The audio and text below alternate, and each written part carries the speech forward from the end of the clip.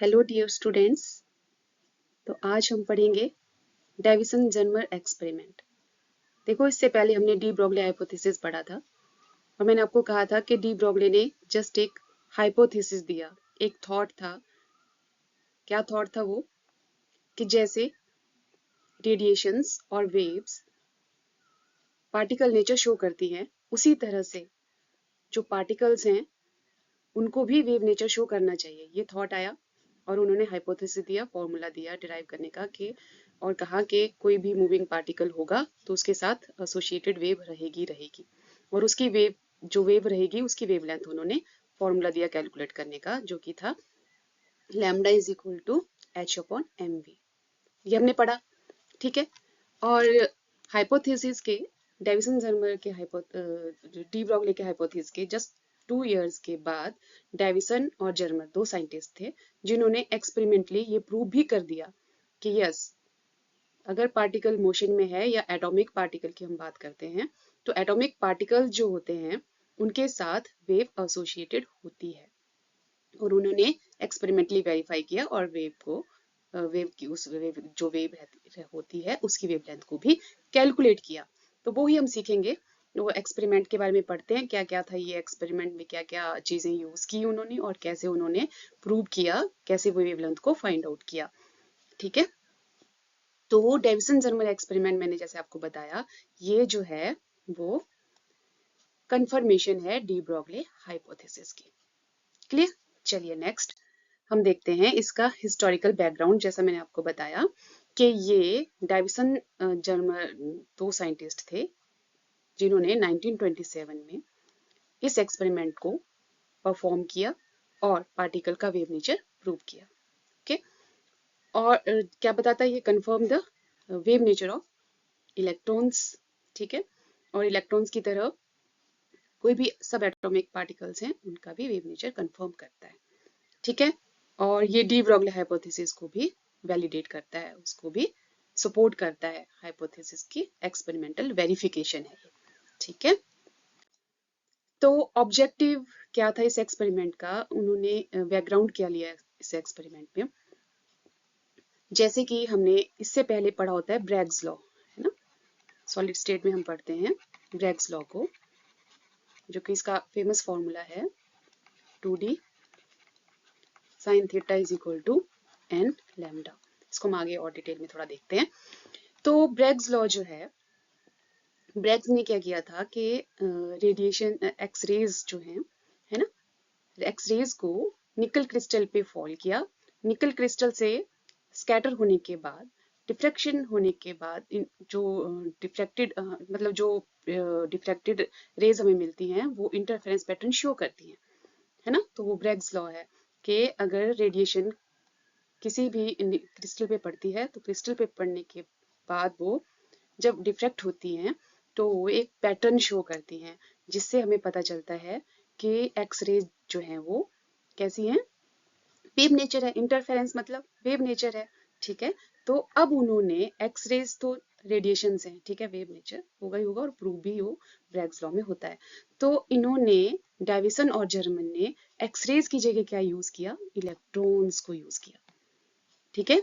और crystal nickel crystal use किया, उसकी सरफेस पे, निकल क्रिस्टल की सरफेस पे इलेक्ट्रॉन्स को इंसिडेंट करवाया और जो स्कैटर्ड इलेक्ट्रॉन्स थे उनको स्टडी किया, है ना।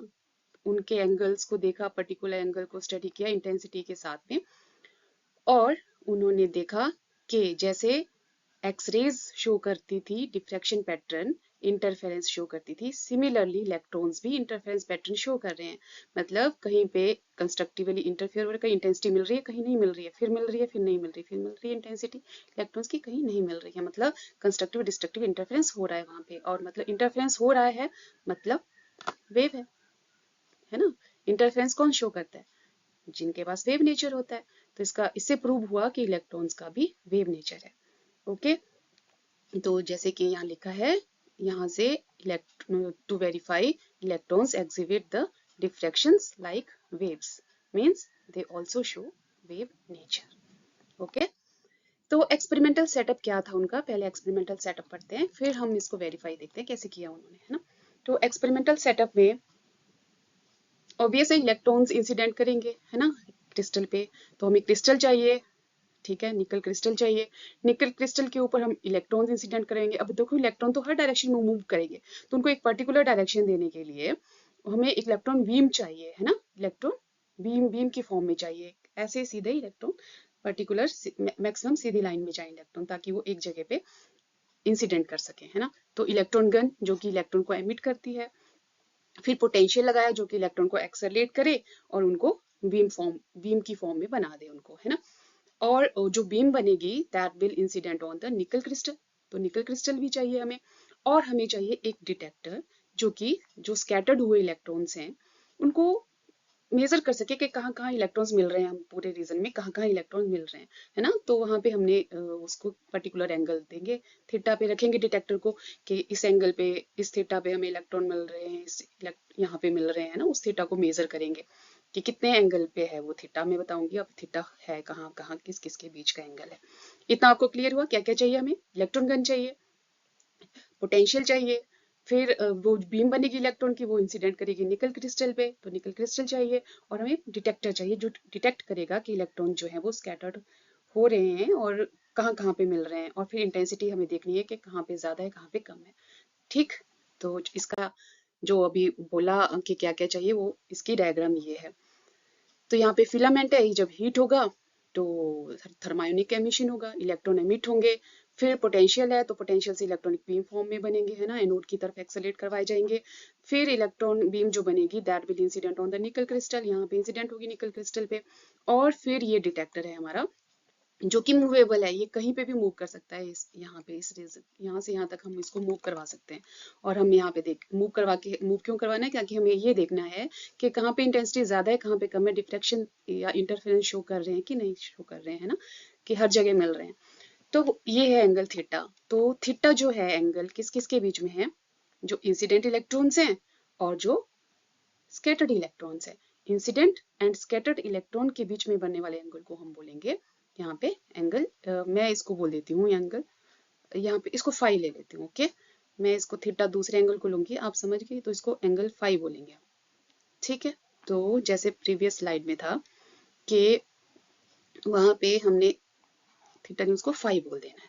मैं बताऊंगी क्यों हम इसको फाई बोल रहे हैं। और जो ब्रैग्स लॉ है उसको, जो 2D साइन थीटा है वो साइन थीटा है, वो थीटा ले लो, ठीक है। और जो ये एंगल फाई है इसको फाई ही बोलेंगे, ठीक है। जो डिटेक्टर मेजर कर रहा है एंगल, है ना। तो ठीक है, ये हमें इसको फाई लेना है और यहाँ पे हमें देखना है कि कहाँ पे हमें इंटेंसिटी ज्यादा मिल रही है कहाँ पे हमें इंटेंसिटी कम मिल रही है। तो उन्होंने जैसे जैसे पोटेंशियल बढ़ाया तो 10 20 30 वोल्ट 40 वोल्ट, जब जब उन्होंने पोटेंशियल को इस तरह से इंक्रीज करते गए और डिटेक्टर को भी मूव कर रहे थे साथ साथ में, ठीक है, पोटेंशियल को भी चेंज कर रहे थे यहाँ पे और डिटेक्टर को भी मूव कर रहे थे। तो जैसे जैसे पोटेंशियल बढ़ा रहे थे तो उन्होंने देखा कि लगभग 40 वोल्ट तक तो हमेशा हमें हर रीजन में इलेक्ट्रॉन मिल रहे थे। कहीं पे भी देख लो आप डिटेक्टर लेके जाओ, सब जगह इलेक्ट्रॉन मिल रहे थे, मतलब इंटेंसिटी में कोई वेरिएशन नहीं था। लेकिन उन्होंने ऑब्जर्व क्या किया कि जैसे ही 44 वोल्ट के ऊपर पोटेंशियल हुआ तो इलेक्ट्रॉन का बिहेवियर डिफरेंट शो होने लगा। इंटेंसिटी मतलब कहीं पे इंटेंसिटी ज्यादा मिलने लगी, कहीं पे इंटेंसिटी कम हो गई जब डिटेक्टर को मूव किया, है ना। और ऐसा ये पर्टिकुलर रिसर्च का पार्ट होता है ना, रिसर्च इसी तरह की जाती है कि पोटेंशियल को बढ़ाओ थीटा चेंज करो तो और हर एंगल पे ऑब्जर्व करते रहो कि क्या मिलेगा हमें, है ना। और उन्होंने जब देखा कि पोटेंशियल हो गया, जब क्या वैल्यू होगी पोटेंशियल की 54 वोल्ट, इतना पोटेंशियल हुआ और ये जो एंगल फाई है, ये फाई जो एंगल है ये हो गया 50 डिग्री। उस केस में इस पर्टिकुलर कॉम्बिनेशन में उन्होंने देखा कि यहाँ डिटेक्टर में इस एंगल पे अगर ये 550 डिग्री है तो मैक्सिमम इंटेंसिटी मिल रही है, कंस्ट्रक्टिव इंटरफेरेंस हो रहा है वहां पे, जब फाई कितना है 50 डिग्री है, ठीक है। तो और पोटेंशियल कितना है 50 वोल्ट है, तो वहां पे मैक्सिमम इंटेंसिटी मिल रही है और कहीं पे इतनी मैक्सिमम इंटेंसिटी नहीं मिल रही थी। इसका मतलब वहां क्या हो रहा था, इलेक्ट्रॉन्स क्या शो कर रहे थे, इंटरफेरेंस शो कर रहे थे, इलेक्ट्रॉन इंटरफेरेंस शो कर रहे थे। मतलब क्या हो रहा है, इलेक्ट्रॉन का क्या प्रूव हो रहा है यहाँ पे, वेव नेचर प्रूव हो रहा है, ठीक है। इलेक्ट्रॉन वेव की तरह बिहेव करते हैं। तो फिर इसको हम अब देखते हैं कि उन्होंने फिर उसकी वेवलेंथ कैलकुलेट की। तो हमारे पास दो तरीके बन गए, एक तो हमारे पास जो थ्योरेटिकल वेवलेंथ है वो भी हम कैलकुलेट कर सकते हैं, और एक्सपेरिमेंटली कितनी वेवलेंथ आ रही है वो हम कैलकुलेट कर सकते हैं। ठीक है, तो वर्किंग प्रिंसिपल क्या है कि electron scattered by the atoms in the crystal और constructive interference lead to the maximum diffraction, है ना, जो मैक्सिमम वैल्यू मिल रही है इंटेंसिटी की। और इंटेंसिटी को मेजर किया, ये हमने देख ही लिया कि एंगल के साथ इंटेंसिटी को मेजर कर रहे थे। तो देखो, हमने जब वेवलेंथ देखी, वेवलेंथ जो थ्योरेटिकली किसने बताई थी हमें, जो ये वेवलेंथ है किसने दी थी भाई, डी ब्रॉगली ने दी थी हाइपोथेटिकली, कि जो वेवलेंथ है वो कितनी होती है, h/m/v होती है। ये हम जानते हैं, है ना, हमने डी ब्रॉगली हाइपोथेसिस में पढ़ा। अगर देखो ये जो mv है ना, तो हमें पता है कि हमने पहले भी दो फॉर्मूले लिखे थे वेवलेंथ के, और उनको मैंने बताया था कि थर्ड फॉर्मूला हम जो है वो एक्सपेरिमेंटल उससे देखेंगे, एक्सपेरिमेंटली उसको फाइंड आउट किया जाता है। तो देखो, हमें ये पता है कि काइनेटिक एनर्जी जो होती है ½ mv², वो होती है ev के बराबर। ठीक है, हम इस mv को फाइंड आउट करेंगे, mv कितना आया है ना, इसको चेंज करेंगे, हम पोटेंशियल की टर्म में लिखेंगे, इसीलिए कर रहे हैं क्योंकि अब हमारे पास पोटेंशियल की वैल्यू आई है ना, जिसको हम पुट कर सकते हैं। अच्छा, तो हम यहाँ पे mv² क्या लिख सकते हैं, यहाँ पे 2ev। ठीक है, तो अगर हम यहाँ पे m से मल्टीप्लाई करेंगे तो m² v² हो गया, और यहाँ बन गया 2m e/v। v क्या है यहाँ पे, पोटेंशियल है, और हमें चाहिए mv। तो अगर हमने mv लिखना हो तो हमें क्या करना पड़ेगा, यहाँ पे स्क्वायर रूट 2m अब इस इक्वेशन 2 को इक्वेशन 1 में पुट करो, तो this implies that put equation 2 1 minute put equation 2 in equation 1। Equation 1 में पुट करेंगे तो देखो यहाँ पे वेवलेंथ कितनी आएगी, lambda is equal to h/√2m/e/v। अब देखो यहाँ पे हमें पता है h कांस्टेंट है, h की वैल्यू सबको पता है, तो मैं यही कर देती हूँ, lambda is equal to h कितना है 6.6 into 10⁻⁻34 divided by square root of 2 तो कांस्टेंट है, मास इलेक्ट्रॉन का पता होता है 9.1 इंटू 10⁻⁻31 kg, और चार्ज पता है 1.6 इंटू 10⁻⁻19। अब पोटेंशियल हम वो ले लेंगे जो एक्सपेरिमेंटली आ रहा है, उस वैल्यू को पुट कर देते हैं जहाँ पे मैक्सिमम मिल रहा है। तो ये सब वैल्यू पुट करने के बाद जो wavelength I that is 1.66 angstrom. आप ये सारी वैल्यूज पुट कर लो, तो जो वेवलेंथ आती है आपके पास वो आती है 1.66 एंगस्ट्रॉम की। तो ये वेवलेंथ आई हमारे पास थ्योरेटिकली, कहाँ से कैलकुलेट की है, थ्योरेटिकली डी ब्रॉगली हाइपोथेसिस में पुट करके, हमने जो उन्होंने बताया था डी ब्रॉगली हाइपोथेसिस से कि लैम्डा इतना होता है, वहां पे पुट किया तो हमारे पास वेवलेंथ इतनी आ गई। ठीक है, अब देखो हमारे पास वेवलेंथ ये 1.66 एंगस्ट्रॉम आई, इसको याद रखना है आपने। और नेक्स्ट देखो, एक्सपेरिमेंटली भी हम देखेंगे कि कितनी वेवलेंथ आ रही है। अब हमने देखा कि ब्रैग्स लॉ यूज करेंगे हमें ना, ब्रैग्स लॉ से, क्योंकि सेम वैसा ही किया जैसे ब्रैग्स लॉ में, ऐसे ये क्रिस्टल के प्लेन्स होते हैं, है ना, ये नॉर्मल ड्रॉ कर दिया, तो जैसे ही इस पे लाइट इंसिडेंट एक्सरेज इंसिडेंट करवाई जाती है तो किसी एंगल पे वो क्या करती हैं, डिफ्रैक्ट कर जाती हैं, है ना, इस तरह से स्कैटर हो जाती हैं मतलब। ठीक है, इस एंगल को, जो एंगल हमारे पास प्लेन का, ये प्लेन्स कहलाते हैं ना, ये जो लाइंस बनाई मैंने ये क्रिस्टल के प्लेन्स होते हैं, तो ये वाला एंगल जो होता है इसको थीटा बोलते हैं, ये वो थीटा है। तो यहाँ पे क्या आती है condition, 2d sin theta is equal to n lambda. ये n के ऑर्डर है, फर्स्ट ऑर्डर का है, सेकंड ऑर्डर का डिफ्रैक्शन है, उसके अकॉर्डिंग यहाँ n की वैल्यू लिख देते हैं। फर्स्ट ऑर्डर का तो n1 हो जाएगा, सेकंड ऑर्डर का डिफ्रैक्शन हो तो n2 हो जाएगा। तो ये थीटा है। अच्छा, फाई क्या है, ये वाला एंगल बोला था ना मैंने, ये वाला एंगल पूरा इंसिडेंट और डिफ्लेक्टेड बीम के बीच का एंगल है फाई। तो यहाँ मैं अगर ऐसे बनाऊं इसको दोबारा, तो यहाँ से ध्यान से देखिए, ये इंसिडेंट, ये एंगल थीटा, और ये डिफ्लेक्टेड एक्सरेज जा रही हैं। सिमिलरली इलेक्ट्रॉन बीम के साथ भी ऐसा ही है ना। तो ये पूरा एंगल अगर फाई है तो ये वाला एंगल कितना होगा, ये होगा हमारे पास 5/2, हाफ हो जाएगा ना। ये पूरा एंगल यहाँ से यहाँ तक दोनों इंसिडेंट और डिफ्लेक्टेड बीम या रेज के बीच का जो एंगल है, या दोनों दोनों में बीम्स इलेक्ट्रॉन बीम होगी तो इलेक्ट्रॉन्स के लिए बात कर रहे हैं, एक्स रेज हैं तो रेडिएशन के लिए बात करें तो ये एंगल फाई, तो हाफ ले लेंगे 5/2। अच्छा ये ऐसे, और ये नॉर्मल के बीच में इतना एंगल हमने ले लिया, ये है थीटा माना है हमने, और ये हमारे पास कितना है 5/2। तो यहाँ से क्लियर है कि थीटा प्लस 5/2 जो है वो कितना है, वो भी ऐसे 90 डिग्री। क्लियर सबको, ये 90 डिग्री तो है, ये वाला एंगल पूरा 90 डिग्री है। अगर देखो थीटा, और मैंने क्या बताया था कि फाई के कितने फाई कितना है, फाई पे हमें मैक्सिमम जो है रेडिएशंस मिल रही थी, मैक्सिमम इंटेंसिटी मिल रही थी, तो एंगल कितना था वो, फाई की वैल्यू क्या थी, मैक्सिमम फाई कहाँ मिल रहा था, जब 50 डिग्री था डिटेक्टर में, जब 50 डिग्री पे था एंगल तो मैक्सिमम इंटेंसिटी मिल रही थी, तो यहाँ फाई की वैल्यू हम पुट कर देंगे। तो होप सो के क्लियर हुआ, यहाँ मतलब थीटा और फाई को हम पुट करके इनको सॉल्व करने वाले हैं। तो थीटा तो अब हम यहाँ से फाइंड आउट करेंगे कि थीटा कितना होगा, है ना। फाई हमारे पास ऑलरेडी पता है हमें 50, उसका हाफ ये होगा 90 डिग्री, तो थीटा आ गया हमारे पास 90 माइनस 25। क्लियर, तो ये हो गया हमारे पास 5 और ये 65 डिग्री। तो इसका मतलब जब थीटा कितना होगा, थीटा क्या है, angle between incident and plane of the crystal के बीच में बनने वाला एंगल है थीटा, है ना। इसीलिए मैंने वहां पे आपको बोल दिया था कि इसको हम फाई लेंगे, क्योंकि हम आगे इसको थीटा लेने वाले थे, तो हम डिफरेंट एंगल करना था, तो उसको क्या पुट कर लिया, फाई पुट कर लिया हमने।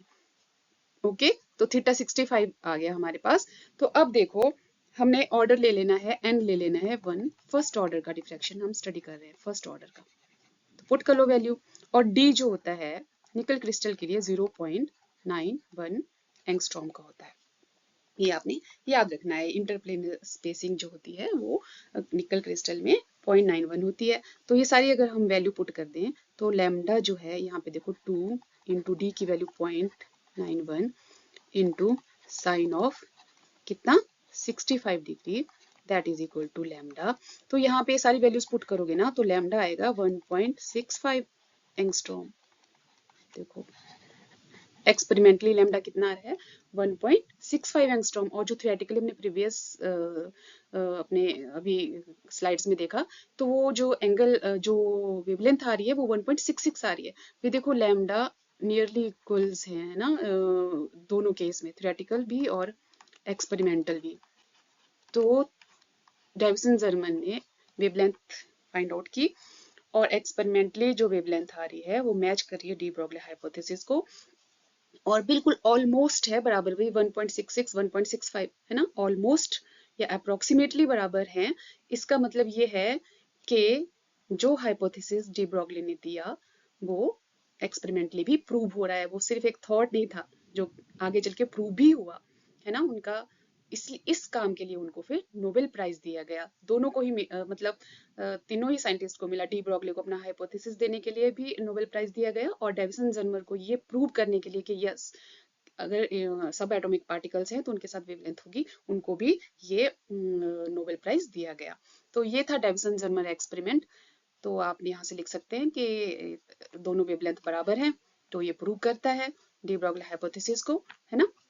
तो अब हम देखते हैं कि देखो ऑब्जर्वेशंस क्या थी रिजल्ट की, इंटेंसिटी जो मैक्सिमम इंटेंसिटी थी वो स्पेसिफिक एंगल पे मिली हमें, जिसके लिए फाई कितना है 50 डिग्री, और थीटा कितना आता है उसको पुट करके 65 डिग्री, ये ध्यान रखना है।